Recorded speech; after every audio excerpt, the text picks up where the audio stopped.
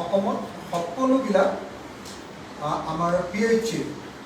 public health ইঞ্জিনিয়াৰিঙত আমাৰ কি কয় জল জীৱন মিছনৰ সকলো আঁচনিবিলাক বন্ধ কৰিবৰ কাৰণে চলি থকা কামবিলাক বন্ধ কৰিবৰ কাৰণে 31 আগষ্ট পৰ্যন্ত যিবিলাকে বিল ইতিমধ্যে দাখিল কৰিলে সেইবিলাকে কতো পোৱাৰ কাৰণে চেষ্টা কৰিব বুলি কৈছে ফাইনেল বিল যিবিলাকে দাখিল কৰিলে তাৰ পাছত চলি থকা কোনো কামতে আৰু পইচা দিব নোৱাৰিব আৰু সেইকাৰণে এতিয়া সকলো চলি থকা PHC জল জীৱন মিছনৰ কাম বন্ধ কৰিব লাগে আমি শুনামতে অসম চৰকাৰে জল জীৱন মিছনৰ ধন বেলেগ কামত খৰচ কৰি পেলায় যাৰ কাৰণে এতিয়া ইউটিলাইজেশ্যন চাৰ্টিফিকেট কেন্দ্ৰীয় চৰকাৰক দিব পৰা নাই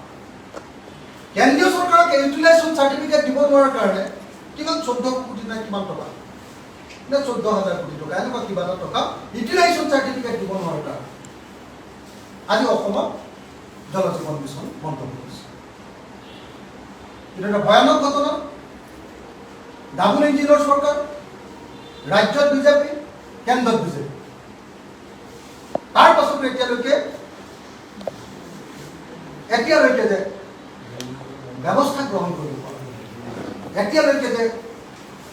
জল জীৱন মিছনৰ টকাকেইটা দিব পৰা ঠিকাদাৰ আৰু কাম কৰি থকা মানুহক যে টকা নিদিওঁ বুলি ঘোষণা কৰিছে এইটো অত্যন্ত ভয়াৱহ অৰ্থনৈতিক কেলেংকাৰীৰ প্ৰতিফলন এই গোটেই ঘটনাৰ ওপৰত CBI তদন্ত ঘোষণা কৰিবৰ কাৰণে আমি দাবী কৰিছোঁ কোনে খালে পইচা ক'ত গ'ল পইচা ক'ত কেলেংকাৰী কিয় কেন্দ্ৰীয় চৰকাৰে ধন মুকলি কৰি দিলে কিয় ইউটিলাইজেশ্যন চাৰ্টিফিকেট দিব পৰা নাই ইয়াৰ ওপৰত এটা CBI তদন্ত ঘোষণা কৰিবৰ কাৰণে আমি দাবী কৰিছোঁ